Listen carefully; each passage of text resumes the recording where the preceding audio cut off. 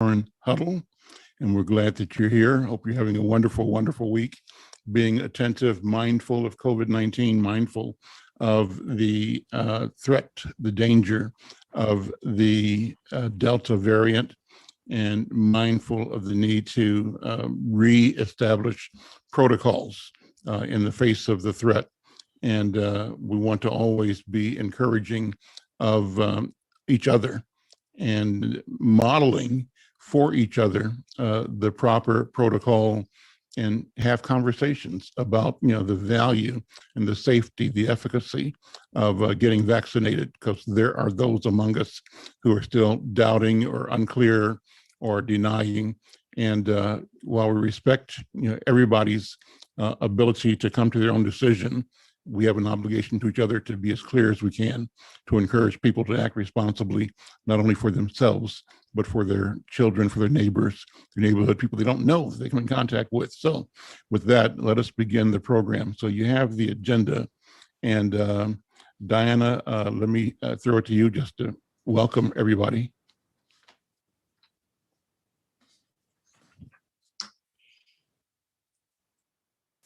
Thank you again, everyone, for joining us this morning. I know it's real early, but these conversations that we have this time is very important in the morning. So I appreciate everyone being on, and those that are continuing to connect. With that being said, we have a dynamite program. We have a special company that's being honored today. And I'm going to turn it back over to you, Mr. Al. Okay, great. Well, I started off talking about COVID. Let's go straight to our COVID update from Luisa Pessoa-Brandão from Minneapolis Health Department. Luisa, good morning. Good morning, and I'm going to share, I have a presentation that I'd like to share just so that I'm not just spouting numbers at you. So let me see if I can do this. Okay. I cannot share the screen. So I think Ann can set you up to share. Or Andrew. But I wanted to just start by giving you. Sorry, I was just going to ask Luisa, do you have that green share screen button at the bottom of the window? But when I clicked it, oh, okay, now it's working. Before it told me that it wasn't able to. So let me see. Can you see something that says COVID update, Hawthorne Huddle? Okay, because I'm on my small screen, so I can't see multiple things. So just a quick update, and these numbers are of yesterday. I'm just doing the analysis on the data pull from today. But as of yesterday, in Minneapolis, we've had 40,589 cases. Andrew, I'm not seeing the screen share. Are you seeing it? I am seeing it. Luisa, can you make it full screen? Maybe that will help right now. Go into presentation mode. Okay, I'm not seeing it. If I can figure this out. Is anyone else not seeing it? Okay, well, if everybody else is seeing it, that's fine. It's just I see it. I see it. All right. Okay. Okay. So as I was saying, of those over 40,000 cases, almost 2,900 individuals have been hospitalized, and 616 of those admitted to an ICU, and unfortunately, 451 individuals have died as a result of their COVID infection. 79% of those deaths have been among those 65 and older. And the only thing I want to say about that, obviously a huge loss in terms of our elders, but also those 65 and older only make up about 8% of all of the cases, but almost 80% of all deaths. So definitely a disproportionate impact among those who are elder. And 51% of the deaths were among residents of long-term care and assisted living facilities. Obviously, that happened in the early days of the pandemic. We are not necessarily seeing that as much now. At one point, deaths among residents of long-term care and assisted living facilities was closer to 80% as well. So we've seen definitely a change in that, but wanted to just provide sort of, this is the larger picture, the overview. Obviously, we have been hearing in the news about the Delta variant and the increase in cases. And so just wanted to show you the screen here for what we've seen since June 1st. June 1st is sort of on the, the beginning of the graph. You can see that we were going down, numbers were going down. We hit sort of our lowest point for most, and this is it has the Minneapolis total in red and the dotted line, and then the top line in dark blue is among our Black residents. The kind of light blue is our Hispanic, Latinx residents, and white residents for reference. But we were going down, numbers were going down. We were at about 6 new cases per day on average. And in the last 2 weeks, those numbers have shot up. 52% of all of the infections diagnosed in the last 9 weeks have been diagnosed in the last 2 weeks. So just to put that in context, 50% of all of the infections diagnosed in the last 9 weeks were diagnosed since July, middle of July. And the rates have just skyrocketed, and we are now seeing about 50 new cases per day, and those numbers are increasing every day. The numbers have increased for every racial ethnic group. You can see that it's a fairly steep increase. It's a fairly steep increase among our Black residents and Hispanic residents. And, not surprisingly, those are the 2 communities where we also have lower vaccination rates. So we are also seeing more hospitalizations and more severe disease in those, among those groups. I know that everyone is working hard on vaccination, and really this is a result of the rapid increase among cases with Delta variant. And you can see that just here in the national picture, the Delta variant is this orange line, and you can see this is the week ending in April 24th, and you can barely see, there's hardly any cases attributed to the Delta variant. At the beginning of June, it was about 2% of cases in the United States that were attributed to the Delta variant. And as this is the week ending July 17th, that's at 83%. And I think the week ending last 7/31, that number has gone up to something like 89%. So exponential growth in cases attributed to the Delta variant. This variant is more transmissible and has higher viral loads. So when you're infected, you produce more virus, which makes it more likely that you are going to transmit. And unfortunately, what we're seeing is, while the vaccine protects individuals from severe disease and from hospitalization, unfortunately, fully vaccinated individuals appear to be able to transmit the infection, in the same way that unvaccinated individuals. So when even if you're fully vaccinated, if you are infected with the Delta variant, the viral loads that you develop in your body are such that you are equally capable of transmission, which was not what we saw with the Alpha variant, or the one that was more prevalent earlier this year. And there was the one that was originally identified in the UK. So that is the difference that we're seeing. And so while fully breakthrough cases or cases among fully vaccinated people are still rare, that's not a consolation. If you are one of those breakthrough cases, it's not a consolation, but it is still less than 1% of, in Minnesota, less than 1% of all of those that are fully vaccinated that are testing positive. It's a little different in different states, and the more transmission you have, the more likely you are to see breakthrough cases, and as well, the higher number of people you have vaccinated, the more you're going to see possibly some breakthrough cases, because if the majority of your population is vaccinated, you're going to see those. But so I wanted to just also show you the distribution for Minneapolis. You can see that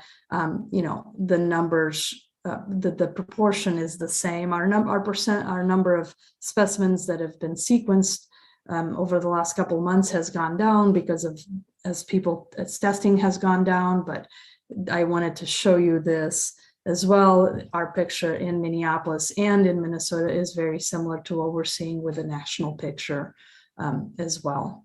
And then the only other piece is, I'm going to keep preaching, please get vaccinated.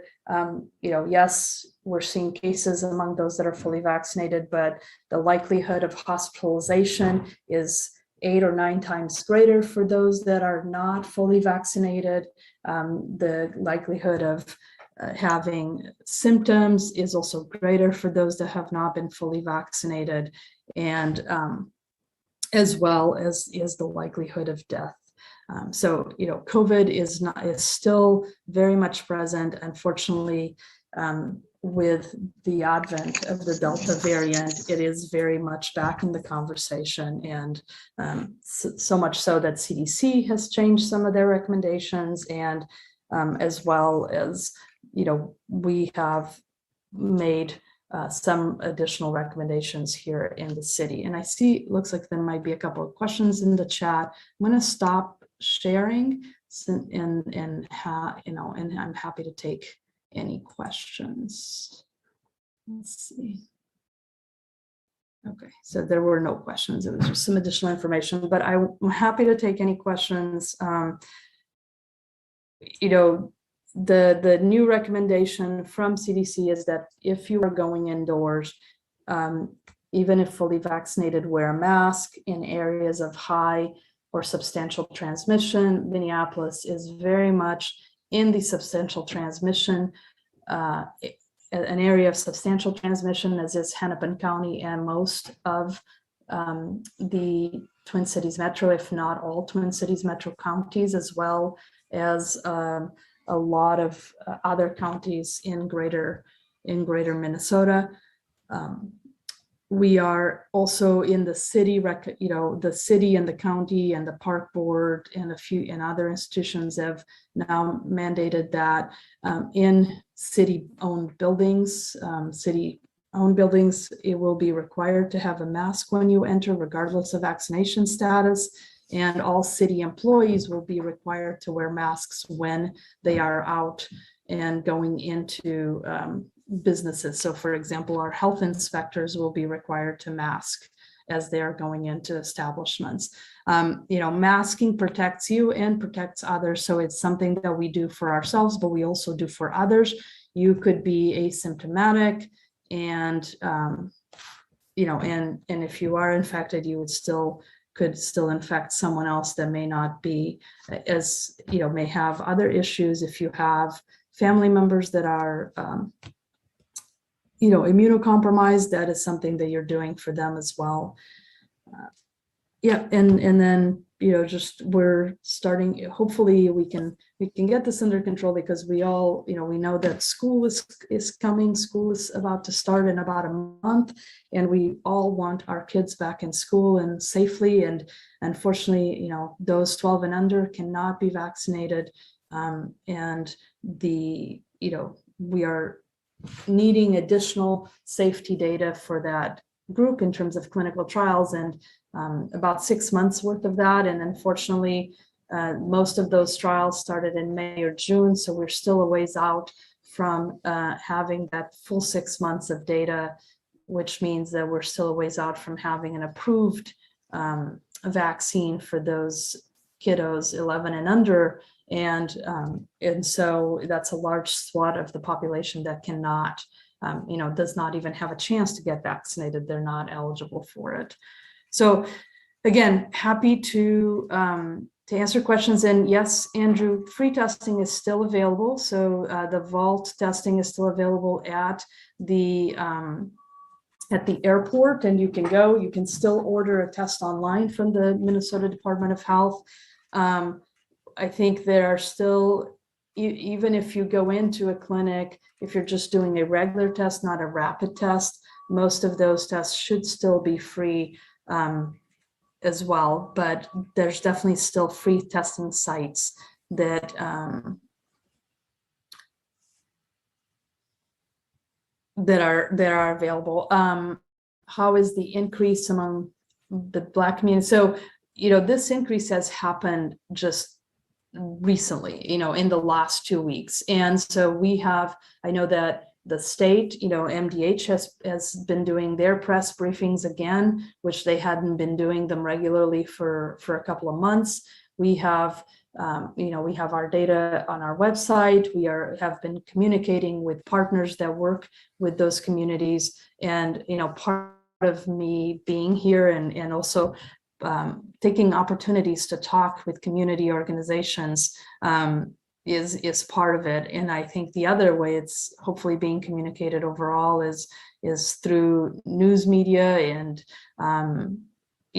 but in terms of specifically events where this is being communicated with the African-American community, I'm not sure if there are any happening. I know that we are for sure doing vaccination events within these communities and bringing out the information as we're doing those vaccination events. Any other questions? Can you email that presentation to me, Louisa? Sure. If you put your email in the Sure. chat, I'll make sure to get it to you. I'll do that. And following up on Sean's question, do you have particular information about impact on Black and Brown people in Hawthorne, Jordan near North? So I looked at the number of cases in Hawthorne, and those have actually not gone up at all. They've been very stable. It's been about 3 cases per week, 4 cases per week. I can look at looking at maybe the near North neighborhood, the sort of a community of near North, and combining a series of neighborhoods and providing you some additional information on that. It's harder to look at patterns when the numbers are much smaller. It becomes a little more challenging to make any specific to distinguish patterns, because 1 or 2 case change can look very very different. So, but I can send you some information. Please, yeah, I'd like that. Great report. It's alarming. I mean, as you are describing, the details, I get a sense of alarm, and or maybe it's overreacting. Are we moving into another state of emergency, particularly for the Black and Brown community? Am I overreacting, or? Well, I think that the CDC has described this as at this point, a pandemic of the unvaccinated and people that have not. And so I think, for me, as someone that has been working in this for the last year and a half, I feel discouraged, and I am worried, because we've seen impact both for in both the Black community as well as the Latinx community, disproportionate impact. The rates are 6, 7, 8 times higher than among the white community, and we've been trying to get this message out. I think there's been so much damage done with misinformation this past year around what COVID is and isn't, around the benefits of vaccination, and I understand that our fears of vaccination given historical trauma, but we were so, and I can speak for me and my team, we were so excited when the vaccination began, because we thought, here it is, we can get a handle on this. And this, it's a very smart and adaptable virus. And my concern is that all of the good work that went into getting these vaccinations, if we can't get enough people to get vaccinated, it will just give the possibility that there will be another variant that will be even more capable of escaping the benefit of the vaccine. And so for me, as a public health person, I don't think that you can overreact. I think, Okay. the message of vaccinate, vaccinate, vaccinate, and protect, wear masks, continue to be vigilant is important. We are not out of this. I want us to be out of this. I think we can get out of it, but I think everybody's going to need to step up and do their part, both individually and as a community. And I think there's someone with their hand, Victoria? Yes, Sorry. I have a couple of questions. I've been waiting patiently. First of all, is there any talk of a possible another shutdown? Not not in the city and not at the state. So I know that, and I'm not as familiar with all of the pieces around the emergency powers, but I know that the last session, the last legislative session, the legislature removed some of the emergency powers that the governor had accessible to him. So I don't expect that we'll see anything from a state level. I also know that I'm obviously providing data to the mayor, and at this time he is not looking at doing a shutdown at the city level, or even he stopped short of a mask mandate. I could see that possibly changing if the numbers continue to increase. So the what came out on, I think was yesterday, was really about city buildings and city employees, and then a strong recommendation for all residents to mask when they are going indoors. But at this point, I don't see a shutdown, any kind of shutdown orders, or those kinds of emergency orders. But in fact, the state of emergency order for Minneapolis is still through the end of September. So that is in place, and it gives the mayor some flexibility for doing additional things, but I don't see that happening. Now, it's not to say that it couldn't if the numbers continue, if we continue to see this increase. Okay. And it gets much worse. Okay, I had another question. Since it looks like our children are going to be going back to school, is this new vaccine that they're coming up for our children, is it going to cover them for the COVID and all these different variants of strands that have come forth?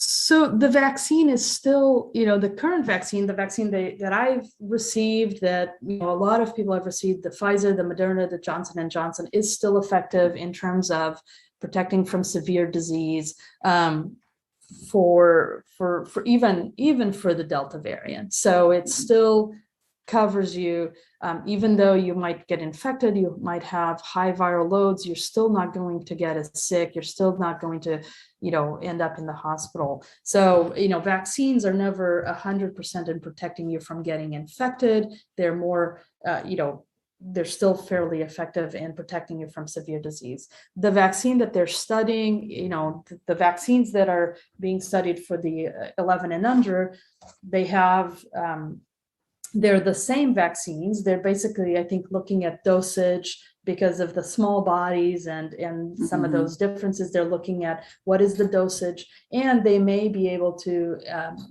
tweak it to have additional coverage for the variants, but I'm not sure of that.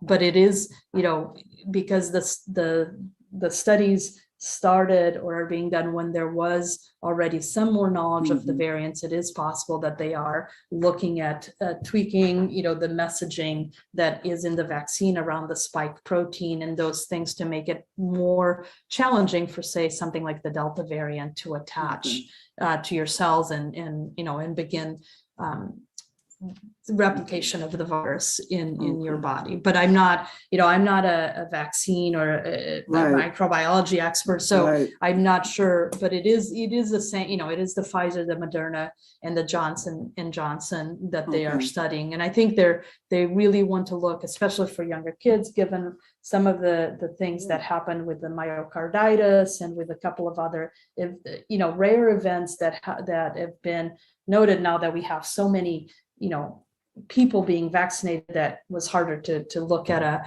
they're really being more trying to look at more people in those younger age groups in those clinical trials, which is part of the delay, is that the FDA requested additional individuals be enrolled in those trials to provide better data on those rare events that could happen.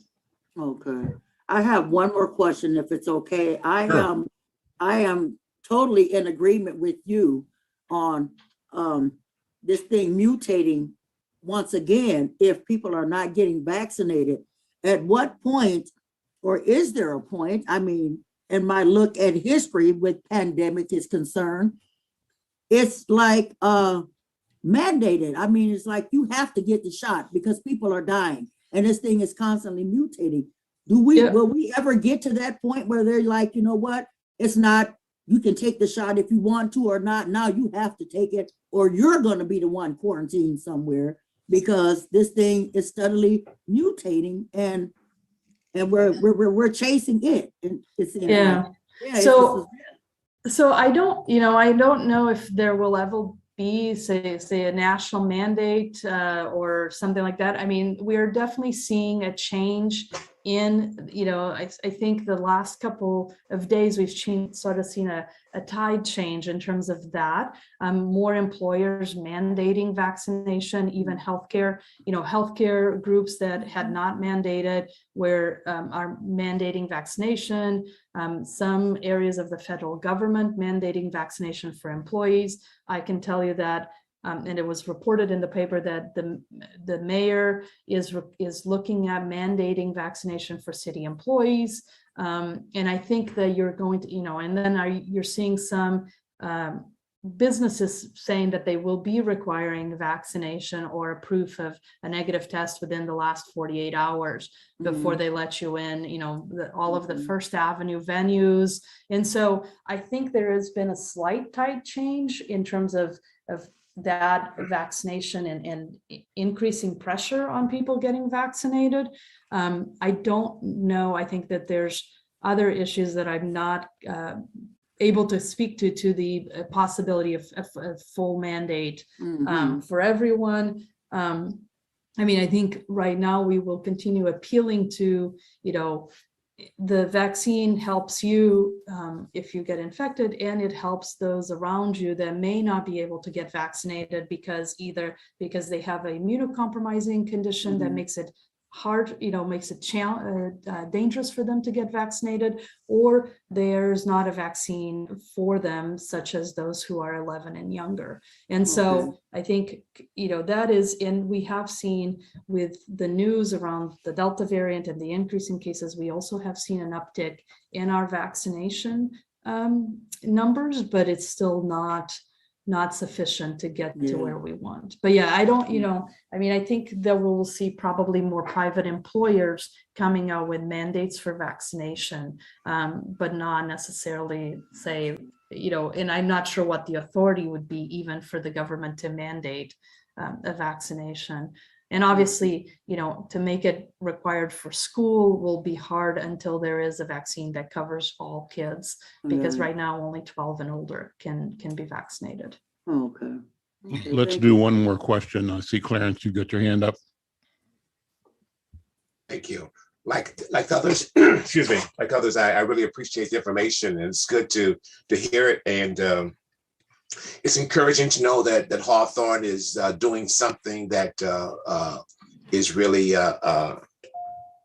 it's not being affected as much, and we want that for the rest of the communities as well. But I want to ask a question: Are there any models that have emerged out of communities that would give us some more information on how we might be able to address this issue?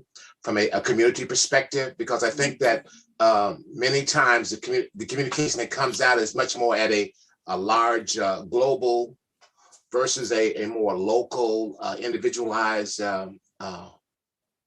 way. And so I'm just wondering, are there models out there that we might be able to learn from to help to, to make it better for our communities? That's a great question, and I'm not sure if there's specific models that have been utilized. I know that one of the things that we've known is that, especially in terms of encouraging people to get vaccinated, having trusted messengers from within the community have those conversations with others is really important. And so for someone who is a trusted person within the community to say, hey, I'm vaccinated, here's what happened, to really be truthful about, what side effects you had, what side effects you didn't have, how it happened, and has been helpful in terms of getting, it's hard work, because you could spend, an hour speaking with someone to get, to a group of 10 people or 20 people to get one person to maybe change their mind, but it's one more person that changes their mind. I think, part of it at this point, with a year and a half into this, is I think people just don't want to hear it anymore in terms of the masking and all of those things. And so continuing to have those one-on-one conversations seems to be the most effective. And then to just continue to have those trusted messengers put that message forth of, we're all in this together, we all need to work together, and vaccination and some of these other pieces are important. I also think it's important to continue to encourage people to get tested if they're having symptoms, or if they think that it's, and of course, we are not just worried about COVID, but we are seeing other respiratory diseases increase right now, because we've been isolated. Our immune systems have not been exposed to as much, as we've been indoors and at home, away from people, wearing masks. And so we're also seeing, RSV, which is a respiratory infection, increasing. And so there's, people should not be afraid of going and get tested. It may not be COVID. I as an anecdote, my daughter had a sore throat. She's fully vaccinated, had a sore throat and congestion, and we were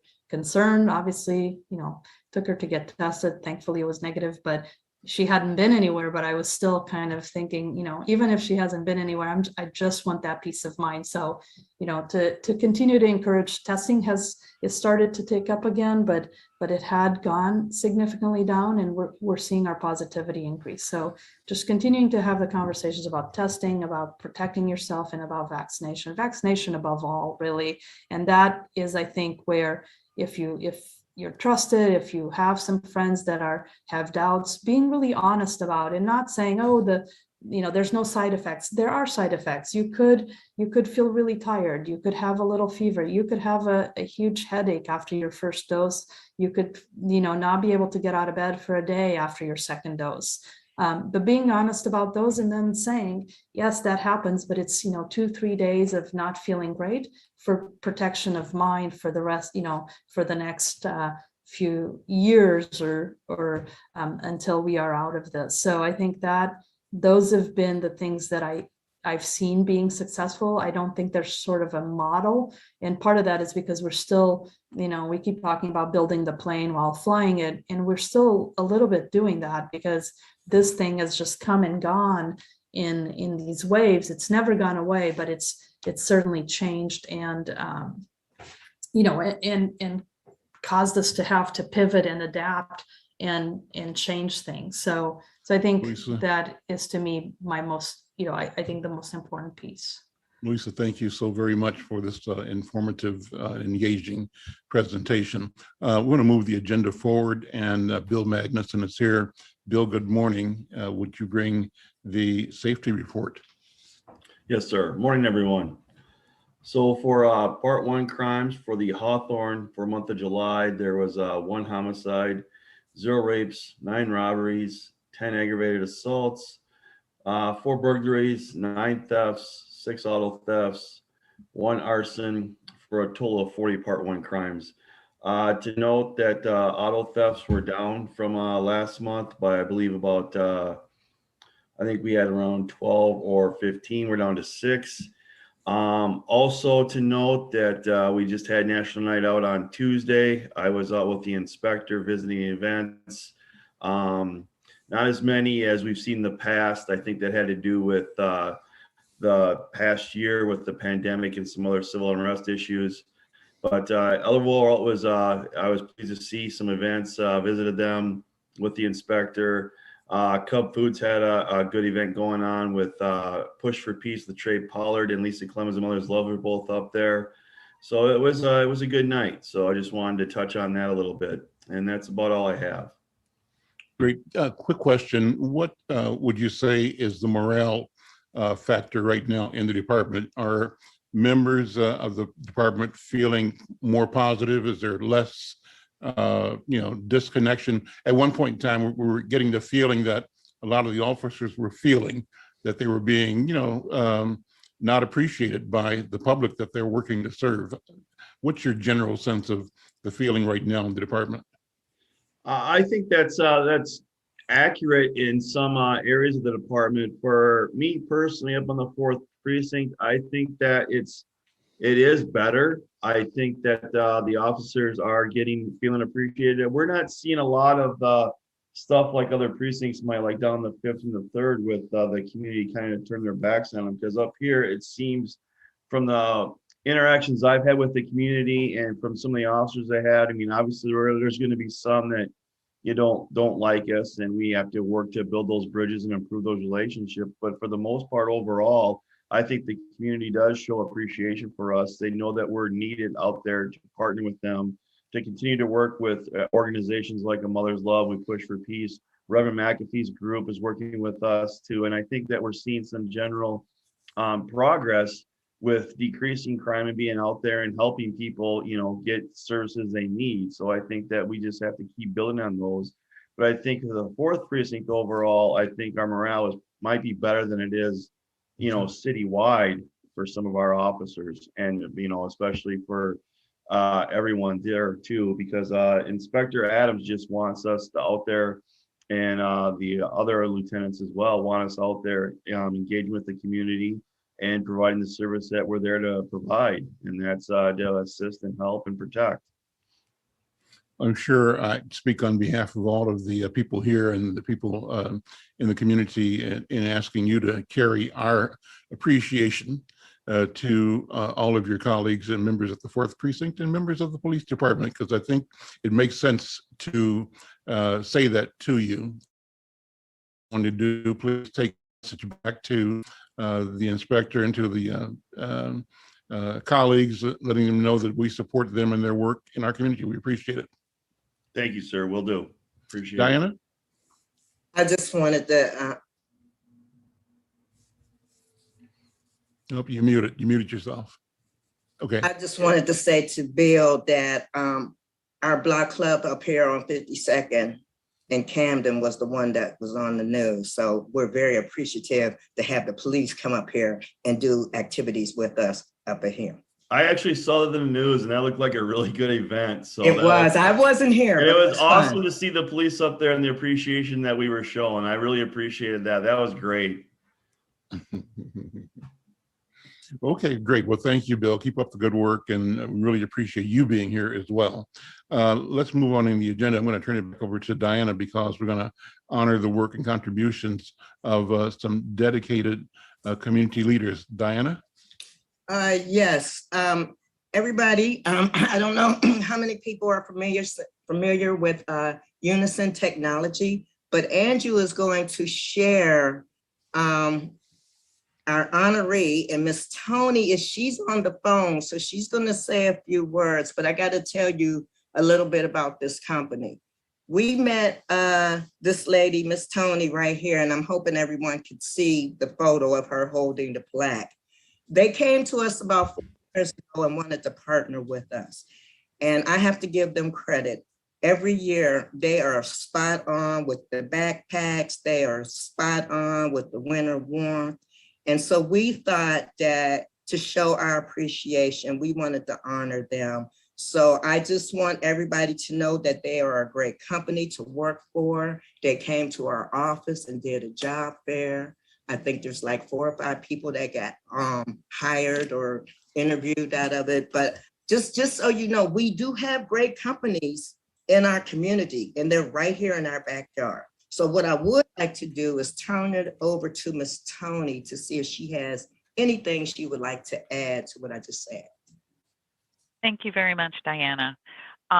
Our company, yes, like you said, is right here in your backyard, and we are willing and able and want to help the community. And we've been trying to show you guys by doing the winter warmth, by being there for the backpack for kids. We do Toys for Tots. We do Vietnam. We do vet clothing drives. We do a number of things that impact the community, and we want to still impact the community. We are so appreciative of this plaque and this award from the community, letting us know that what our efforts are really appreciated. This will be shared not only with the rest of our area and our building and everybody here, but also this will be sent out to corporate to let them know our efforts and everything we've been doing has been appreciated. And we do thank you very much for giving us this award and letting us help the community here as it goes. Thank you, Tony. I really do appreciate it. And as I said, everybody on the call, get in touch with Unison. They're a great company. Elle, I am going to turn it back over to you, but Okay. I want to make one comment before you get to the main topic. I see that Romero is here from the Minneapolis Youth Coordinating Board, and our other speaker, Mr. Terry, is not. So he's going to take the place of Terry, and he's going to present with Ms. Joanne. So you good to go, Elle. Okay, well then let's go to our main topic. Thank you. And Tony, I want to thank you too, just for being in the community as a business and the support you provide to Hawthorne. Shout out to you too. I'm a veteran, and anytime somebody is paying attention to the service of veterans, I want to give them special praise and thanks as well. So as a vet, thank you so much for your company's concern and action. Thank you very much. We were just given a national award for veterans from the Veterans Administration regarding the fact that we also have a program for hiring vets. And we were one of 7 companies across the whole nation who received this award. And so for us, that was very privileged. I too am a vet, and I understand the necessity. And we try, and we really go out of our way to try to help not only veterans and communities and kids and everything else, but we have that forward throughout the whole thing. We just gave a large donation from a fundraiser from the corporate office to the YMCA right there in your area. Wow. So we're trying, and we're trying to branch out. We're here. Well, applause, applause, applause. Thank you so much. Appreciate it. So, and I'm going to reach out to you separately to follow up for Insight News to make sure that we're elevating what you all are doing in the community. So let me move on to the main program, and we have 2 speakers then. And for Twin Cities Rise, we have Joan Riley. Joan, good to see you. And as Diana just said, we're going to have Ramiro Vasquez Jr. here presenting as well about the program that you're on. And you're with the Youth Coordinating Board, right, Ramiro? Yes, I am. Yep, correct. Great, great, great. So let me turn it over to you. Who's going to go first, you or Joan? Let's go to Joan first. Joan, good morning, welcome. Good and then morning. when you're done, Ramiro, jump in. I am going to try to share my screen here for you. Crossing our fingers here. Can you guys see my PowerPoint? Awesome. All right. So I'm really excited to be here. Thank you to Diana and Ann for inviting me to join in on the Hawthorne Huddle. I'm really excited to present programming. I'm sure many of you are familiar with Twin Cities Rise, but we want to make sure that everybody knows all the details and how we can support people in the community. So Twin Cities Rise actually was founded in 1993, and it was founded by Steve Rothschild, and he was motivated to find a solution to the poverty that he saw experienced by many people of color in the Twin Cities. So we're coming up on 28 years, and we've served over 19,000 people in our different programs. So I'm saying a lot. All right. So we do offer a free, unique, and a really holistic approach to how we assist people who face social and economic barriers to employment. And the training programs instill 21st century skills and, really importantly, the confidence needed to become financially independent. A lot of people know what they want to do, but just need to create that pathway to get there. And then some people don't know what they want to do. And so building that confidence and really thinking about what they want to do can help them to build that career pathway that will best suit them. And our ultimate goal is really for us to provide our participants with the skills that they need to not just achieve employment, but also a sustainable full-time employment in today's new economy. That's especially important right now during the pandemic. As we know, things are changing rapidly, and they're changing rapidly in the employment world. So supporting our participants to navigate that world and get them into interviews with employers for these really good jobs is really important. So we currently have 3 different programs. We have My Road to Success. And in that program, participants acquire skills they need to sustain full-time employment in various sectors. So they're able to kind of bring in what they want to do, and then we'll build that career path with their coach and with their employment specialist, and then get interviews that are aligned in jobs for that career pathway. The one cool thing about My Road to Success is people are able to be in the program if they don't have a high school diploma or a GED, and also if they have a criminal background. So that's a really important piece for a lot of people. Arson and criminal sexual misconduct are 2 areas that we cannot serve, but outside of that, we are able to serve people in the programming. We also have a call center customer service program, and in that, participants acquire skills needed to deliver dynamic customer service. And then we also have a facilities and maintenance program. That one's pretty intensive. But they acquire skills needed to obtain entry-level positions in the industries as a facilities technician. They get general facility warehouse operations and management. They also get an OSHA 30 certificate, general plumbing, electrical, HVAC. There's just it's a power-packed training for people. And that comes with some really good jobs. We currently have a lot of employers who are banging down our doors to get people through the program so that they can get hired. We also have some benefits that go with the program. So for the My Road to Success and the call center customer service, participants get continuing education credits. They get interviews with employers, and they also get a certification from Dakota County Technical College.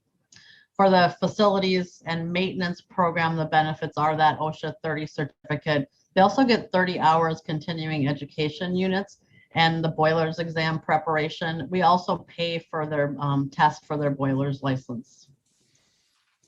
All of our programs include a $500 incentive that participants can earn with good attendance in the training. And all of our programs also include personal empowerment, emotional intelligence, relationship building, empowerment skills, technology training and support, as well as employer introductions and networking opportunities. We have a lot of support services.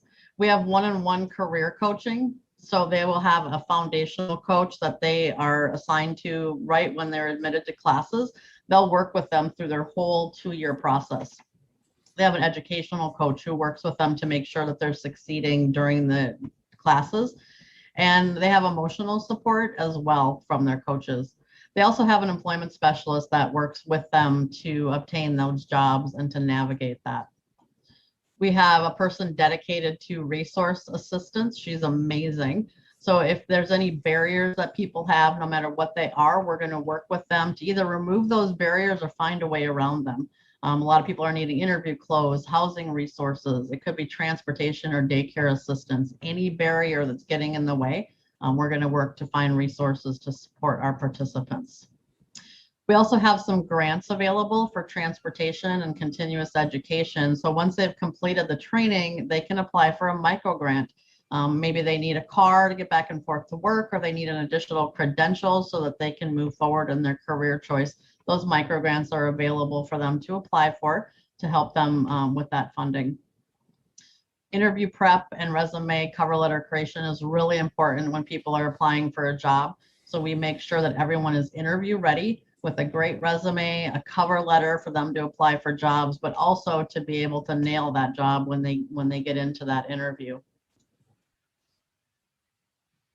We also have paid internships. So if people have a significant job gap, or they need to gain some experience as they're moving through their career, we actually do paid internships. So I'm the manager of our community outreach department, and I've got 3 Twin Cities Rise interns starting on Friday. I'm super excited. We walk the talk, right? So I'll have 3 interns starting and interning with us as we go through. And we also work with a lot of other employers and community organizations. So we're able to offer a wide variety of internships that are available for our participants. We also have a lifelong career club membership. So where a lot of organizations are really invested in getting a person a job and kind of getting them out the door, which is okay. We really want to work long term. So our program actually is 2 years. And then people are able to hang out with us as long as they want to be part of Twin Cities Rise. We want to be part of that with them. So they can contact their coach, their employment specialist, or the resource person to get whatever they need as they move forward. And sometimes you need to get your resume rewritten, or you need to talk about a promotional opportunity, or get some encouragement to keep moving forward. Our staff is there long term for them to be able to get those support services. We also work with over 1,500 employer partners here in the Twin Cities. This is a very small snapshot of some of the employers that we work for. Employer partners love what we do. They know that when people go through this training, they've committed to 8 weeks and they've completed successfully. They're also coming with that emotional intelligence piece, the personal empowerment, and those really good 21st century skills like leadership, organization, communication. And so they're really enthusiastic about offering interviews for people going through our program. So once they go through the training, then they're going to work with their employment specialist. They're going to get interviews at some of Minnesota's top companies, those jobs that align with their career. Just a few program outcomes. My most recent information that I have goes from October 2020 to March of this year. We have a job retention rate of 71%. So 71% of people will still have their job after a year. The national rate, the most recent number I heard was 39%. 39% of people across the nation will have their job after 1 year. TCR graduates at 71%. Prior to the pandemic, we were running at 78%. So even though the pandemic has had a huge impact on everyone, we've still been able to keep that job retention number up there. We also see a dramatic reduction in recidivism for those previously incarcerated. So the national recidivism rate for people going through a job program is 61%. 61% are going to go back into the system. The TCR graduate recidivism rate is 16%, and that's a huge difference. And that's really down to the personal empowerment and emotional intelligence training. We also have some average wages. So for 2020, we were running at an average wage for our graduates getting into their new job at $16.82. Despite the pandemic, I love this. Despite the pandemic, we've actually upped that average to $1.10. So people are earning an average wage of $36,327 once they've completed that 8 weeks of training and started their new job. The general eligibility requirements need to be 18 years old, willing and able to work full-time, a clean criminal history for our customer service and call center and facilities and maintenance. Although we do evaluate a felony, for example, if it's older, 8 to 12 years, we do look at that. And misdemeanors are also evaluated for those programs on a case-by-case basis. Honestly, I haven't had anyone that had a misdemeanor or a felony that we weren't able to go have through programming. Their annual income in the last year needs to be $25,000 or less. That number can slide. So if they have dependents or other things, they can let us know, and we can usually move that number around a little bit.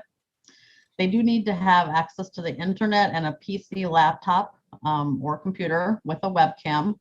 A lot of great community organizations are supporting the community and getting those.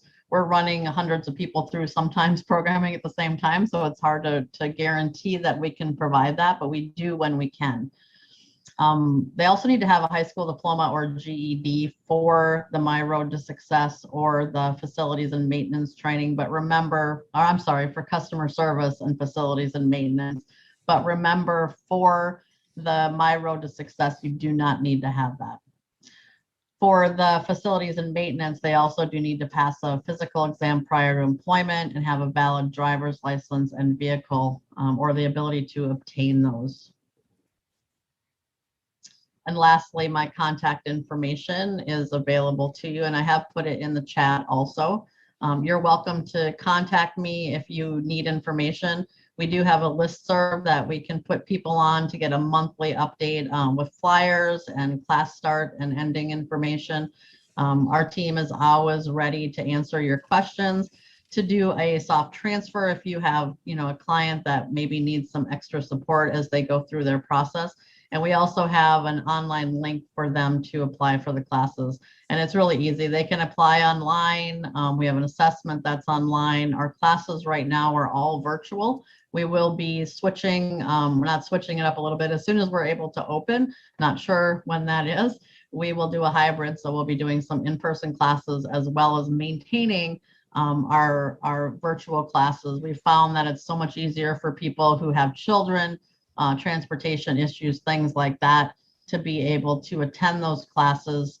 The classes are 90 minutes per day, Monday through Friday. And so it's not a huge amount of time that they need to be on Zoom. The classes are longer for facilities and maintenance, of course. And I am open to any questions that you have. Great presentation, Joan. Thank you. Any questions first? Or you can hold the questions and we'll have Ramiro present and then take questions for both. Can you hear me? So Ramiro, are you ready? Yep. Thank you. Great presentation. I'm going to keep mine rather brief here. I will go ahead and share my screen and show you Minneapolis Youth Congress. My name is Ramiro Vasquez Jr. If everyone can see my screen, that would be great. I'm the youth development specialist for the Minneapolis Youth Congress. We serve students from 8th grade to 12th grade. We employ our students, so we do pay them. So at 14 until they graduate, we do engage with our students after they graduate. So I've started an alumni lead process where they continue to engage and get paid as well, so they can serve more than 4 years. We have a couple different committees they could join depending on their passion. So transportation, green housing, education, safety, health, and employment. They work hand in hand with a coordinator to kind of figure out their plan or objective for the year. And some of those plans and objectives that they complete are, we completed a youth master plan, which has been released. They worked hand in hand with community partners and developing different strategies on how youth can better be served in this city and so on and so forth. We also did COVID-19 videos this past year, about a year ago. Maybe we will do some again with this new variant. We do have an application online right here. It's the 2019 version, but this is all our information on this website. Any questions you may have, I will go ahead and show the application, the updated one. 2021 is quite extensive. It does require some recommendations from trusted adults in school or so on and so forth. We will be operating via Zoom for the time being. We practice social distancing, and we do have a physical space, but we are keeping those numbers low for now. And I will pause for a second to see if there's any questions, and I will share my information. Yeah, that's kind of it for now. If anyone has any questions, feel free to ask. My first question, Ramiro, is for your interns, your students. Are they, do you place them in agencies and organizations in the Twin Cities, or are they interning inside your organization? Mine in particular, but as an organization that serves on the board, our students serve all across the city, so they are involved in familiar organizations and in leadership in places that everyone is familiar with. Okay, great. I would just quickly add something, which is that the Youth Congress was created in 2007 because the Youth Coordinating Board wanted to make sure that young people were engaged in decisions about them throughout the 4 public jurisdictions who are our members. And so they went through a year process with young people to put this together. So we've been around that long. It's an official thing of our board for the purpose of bringing young people and young people's perspectives into decision-making in the public jurisdictions. And their tagline is "No decision about us without us." And so we are lucky to have Ramiro. Some of you know Latoya Balagoon as well. They are the 2 people that coordinate this group. And they've really kept it together over COVID, even though last year we didn't do recruitment. This year we're doing recruitment.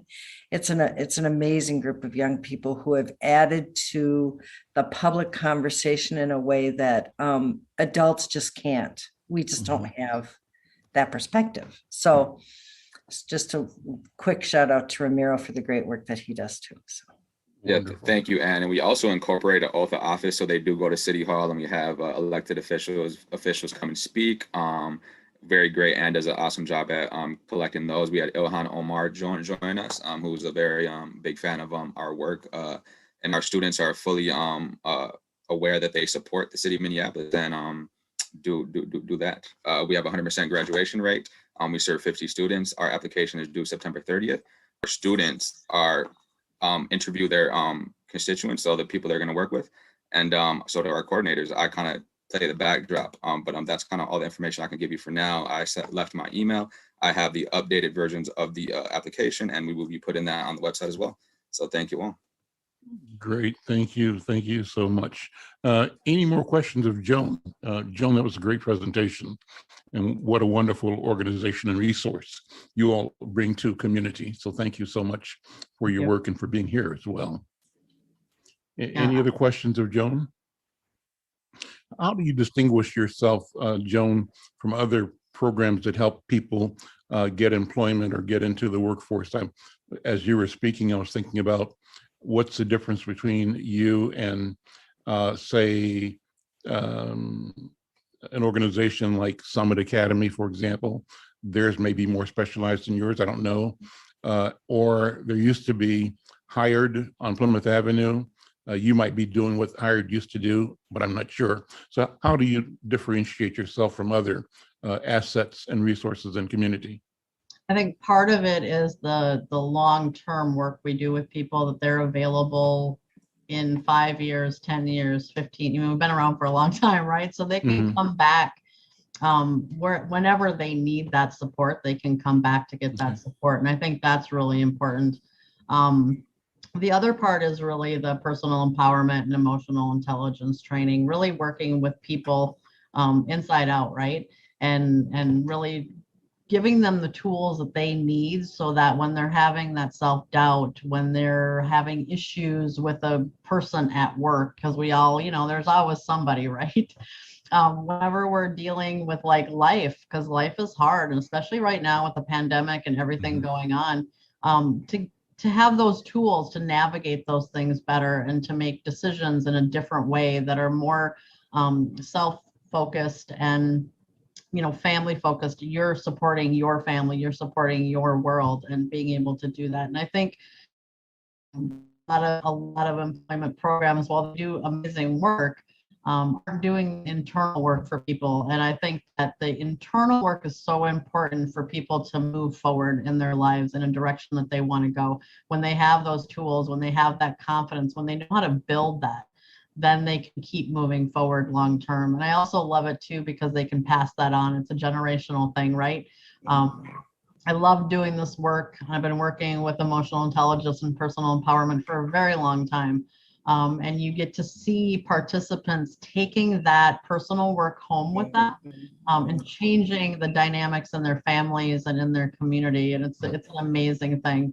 Having people starting classes, they're unsure, they're not really sure if they can make it, if they can do it, and then seeing them in ways talk about how their life has changed and how they have a direction and how excited they are about it is incredible. That's great. Victoria, you have a question or comment? Yes. I don't know if Unison is still on board, but I wanted to thank them for their job fair over at Hawthorne. I have 2 individuals that I sent over that are currently working for them. So I'm thankful for that. And Twin Cities Rise in NYC, I've heard of Twin Cities Rise, but I was not aware of all that you do until today. And NYC also. And so I do have individuals that I will be referring to you. So thank you for all that you do. That's awesome. Looking forward to hearing from you, Victoria. Mm-hmm. Thank you, Victoria. We were really happy to do that, and we're trying to line up another one over there at Hawthorne in order to be able to do another job fair.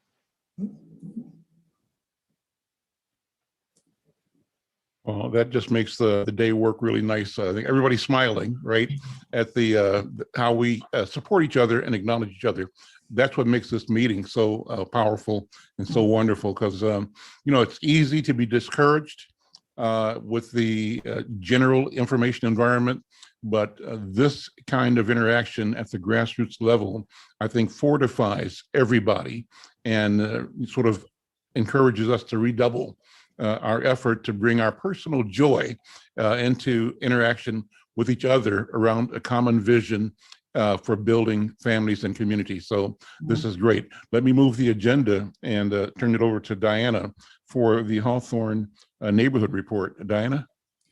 Okay, thank you, Al. Before I see Michaela's on, I think that's what Adam was raising his hand about. But before I do the announcements, I just want to say, you guys, this particular meeting has really touched me as a person that's high risk with regards to the vaccination. I just got to tell you, Louisa, she really made some valid points, you guys, and agree, everybody needs to be vaccinated. Joan, your presentation was awesome. I did not know Twin Cities Rise did what they did. So I too, like Victoria, will start referring people over there, you know. So with that being said, Michaela has an announcement that she would like to make from Mississippi Watershed. Thank you so much. Good morning, everyone. I'm Michaela New with the Mississippi Watershed Management Organization, or MWMO, we say for short, and my colleague Adam is here today as well. We're a local environmental organization that works within our communities to find ways to protect habitat and water quality, specifically in and around the Mississippi River as it flows through Minneapolis. But today I wanted to share an upcoming event we are hosting on August 18th. That's a Wednesday. We're hosting our annual outdoor event called Share the River. It's a chance for community members to come by, get a free canoe ride on the river with Wilderness Inquiry guides. That's anytime between 5 and 8 p.m. that evening. We're located on the corner of Lowry and Marshall in Northeast. We'll also have free cookies from Cookie Cart and other informational tables to interact with. I've put the links to the event in the chat, as well as my contact information if there's any other questions. And I appreciate the time to share. Thank you. Thank you. Adam, did you have anything you wanted to add? No, just thank you for the time for letting us make that announcement. And yeah, I was clapping in my reaction there for Al's words. And, also really great to hear about these other great things that going on. So, thanks. Okay, thank you. Ms. Donna, I'm not going to let you get away. You didn't respond, but I do know that you guys got some great opportunities going on over there. You want to tell us a little bit about that? She's on mute. Are you with? I am. Okay. Here I am. I'm sorry I'm having, there's my video, I do believe. I can see your beautiful, lovely face. Oh, okay. Well, good morning, everyone. Always a pleasure to be here and always inspired by all the wonderful work that's being done. And so I am with Serve Minnesota. So we're Americorps for the state of Minnesota, and we are recruiting for our programs. And we have start dates in September, but also in October, November, as well as January. And in particular, I just wanted to highlight a couple of our programs. We do have a variety of programs that are really all about closing gaps, whether that's in education with young school children or environmental programs. We have an urban forestry program and so forth. And specifically affordable housing. So actually next month, we are launching a Heading Home Corps program that is all about affordable housing and helping individuals and families find just safe places to rent that they can afford. So we will have our Americorps members who commit to a year of doing this kind of important service work. They will work one-on-one with families and individuals to help them finding affordable housing and really helping them in breaking down some of the barriers that may exist. And so they are going to be actually placed in other nonprofit organizations, and they'll be working full-time essentially and helping people in this work. And so this is our new Heading Home Corps program. But again, we are have a need for folks to do one-on-one tutoring and mentoring for students in schools from kindergarten through 8th grade to help kids get up to grade level in reading and math, and a variety of other programs. So the benefits of Americorps service, people get paid about $750 every 2 weeks. There's healthcare insurance, an education award to pay for tuition or to pay for loans that people may have had. So lots of benefits that go with Americorps service. So if you know folks who are interested, I will put my contact information in the chat, and please reach out. It's just a great time as well to serve, given all of our challenges that we've been undergoing. So thanks so much for the opportunity. Thank you, Donna. And I see, I watch as people join us, and I think we kind of have a newcomer. I think this is like my second time, and I'm not going to put him on the spot, but Zachary, can you unmute yourself and introduce yourself? Because this is maybe like the second time I've seen you, and I just want people to know that we do things with Northeast. So.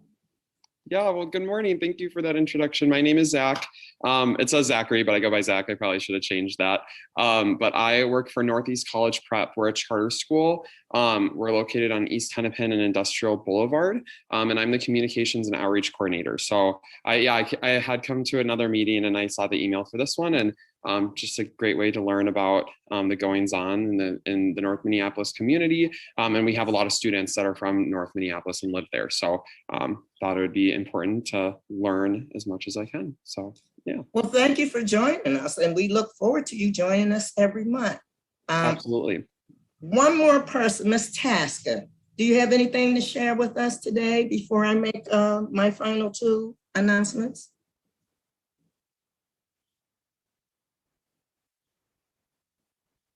She's probably still on mute or not there. Are you with us, Ms. Tasker?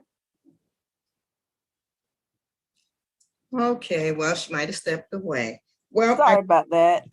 Okay. I didn't see the unmute button. Good morning. The only update I have is I am planning an Awaken Inner Leader event.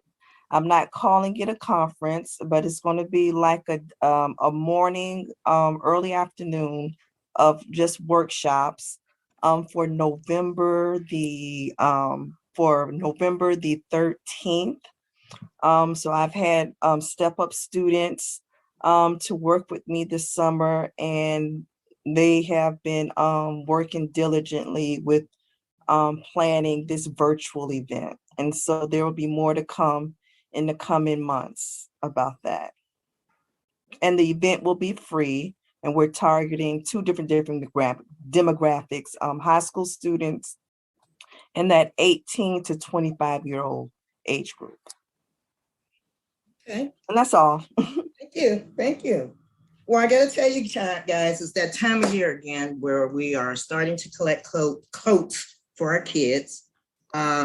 Just so you know, we talked about National Night Out and we did the backpacks. We gave out over almost, I want to say about maybe 80 to 85 backpacks. And so we have backpacks left over. We're going to share some of those on August the 28th. Rock is going to be offering free haircuts over at New Bethel. Correct me if I'm wrong, but they are also going to be giving away backpacks. The winter warmth is going to be November the 20th. So that's the week before Thanksgiving. We'll give the coats away. And then Alway Pugh, I don't know how many of you guys know her, but she's having a book release today from 5 to 7 over at 8816 West River Road in Brooklyn Park. It's at the I Walton Lounge. And so if you can go and support her, that would be great. And then I think that's all I have for announcements. But I do want to say, oh, no, I don't. North Point, and I think this is, I'm hoping this is still going. If you get this shot, you get a $50 gift card. Supplies last. So check out North Point and see about getting that shot, like I said. I think that's all I have. I just want to say next month for September, I want you guys to know that we are planning a special huddle. It is dealing with our Minneapolis finest. It is that time for them to come and give us a report on what is going on, what's happening. The community needs to find out. And we're going to honor, and I'm telling you this now because he's not going to be here, we're going to honor Chief Arredondo and we're going to honor Inspector Adams. So those are my announcements. I'm going to turn it over to Ann to see if she has any, and then Mr. Al is going to take us home. I have two of them. First of all, just to tell you all that we got our renewal General Mills grant for this project. So we would have figured something out, but it's nice to get some money from General Mills. And if you know Dr. Retha Clark King, you can thank her because it's because of her that we continually get this grant. And she's been a staunch advocate at General Mills for us. The other thing is that look for a request for applications from us in the next month. The city council gave us $1 million to re-grant for youth development opportunities. These are after-school programs. And the city health department's also got some other money, but look for grant proposals in the next month or so. We're just waiting to get all the federal guidance. This is the recovery fund money. But it's very exciting to have some money to re-grant, to give some, to make sure our kids have activities and things that they can do. But I just want to alert you to it. I will put it through the huddle, through this system, so you all see it, but I want to make sure you know it's coming. Hey, Ann. Yes. This is Sean. I have a question. You know, I feel General Mills has been kind of quiet lately, and I know that they were the convener, and Dr. Retha Clark King, you know, started this Hawthorne Huddle stuff, and then she moved on, and then it continued, and then they pulled back and let you and Diane take the leadership. But you know, at some point it'd be nice from someone from their foundation, you know, to kind of give us an update about what they're doing, because I think that's important that they stay connected with this group, and part of it is giving them a chance to talk about the good things that they do to serve the community. So, Sean, I'm going to answer that question for you. First of all and foremost, I want everyone to know that there were 7 people who started the Hawthorne Huddle. Okay. Mills was just our funding. Okay. Huddle started in my living room. It was okay. That myself and 7 other people had. So I want everybody to remember that General Mills was the backing. They were the funding for us. But this is a community group that started this huddle out of my living room. It came out of my block club. Okay. Okay. I'm very passionate about this huddle because what happened was I had drug dealers knocking on my door. I had people doing all kinds of things in a vacant lot, and myself, Dave Ellis, Retha Clark King, and Hillary Freeman were the first ones to come together to bring this huddle together. So I just want everybody, because I hear a lot of people just think that General Mills started this, and they didn't. This started in my living room 27 years ago, okay? General Mills is the backing. They give us funding to continue to do what we're doing with regards to honoring people, putting on certain events that we do. So that's the piece that General Mills play. Rita Clark King is still a very strong supporter of ours. She comes to the huddle, you know, so, and you can add Brett. Yeah, I want to recognize Donna Svensson, who used to be our program officer at General Mills as well. And you can see Donna's still engaged with us. So I just want to recognize that Donna was a really strong and helpful supporter as well for a long time. But in terms of asking General Mills to come back, our new program officer is Alyssa Banks. Some of you might know Alyssa. She's used to work for the health department. She worked for the United Way, but she's now at General Mills, and she and I have been communicating, and I think she's going to try to come to one of the huddles in the fall. So just so that you know, she's very interested in what we're doing. So that is good. Thank you. Donna, you can add anything that you would like. No, I in the chat, I said, amen, Diana, because, and that's what we do at General Mills. It's not about us and our work. It's about supporting and lifting up the work that is currently being done and recognizing that and supporting in whatever way we can. And I know that because I retired from General Mills after about 14 years. And so I do know that for a fact that we were so appreciative of the work, and we knew that there was a need at the time and continues to be. And I can tell you for a fact that, you know, the foundation's focus areas have shifted just because the world has shifted. And so, however, they remain committed to the work that you and everyone else is doing with the Hawthorne Huddle, and realizing the importance of this community work. That's an example, a great example for all neighborhoods to follow. So I just wanted to say that General Mills remains committed, and you're right that the important work is done by the people who live, work, breathe Hawthorne and other neighborhoods every day. Thanks, Donna. Okay, well, is that it? I think this has been a wonderful 90 minutes. So we're going to close right on time, even a minute early. What a power-packed way to start the day. Good energy, good information, good feelings, backgrounding, and also a positive look towards an empowered future for each of us as individuals, for the organizations we represent, and for the communities that we stand with and stand within. So I want to thank all of you so very much for being here, for what you do, for your presentations, and look forward to seeing you next month. The huddle is the first Thursday of the month for the rest of the year, and we expect to see you there, and we thank you so much. Take care. Bye-bye. Thank you, Al. Thank you, everyone.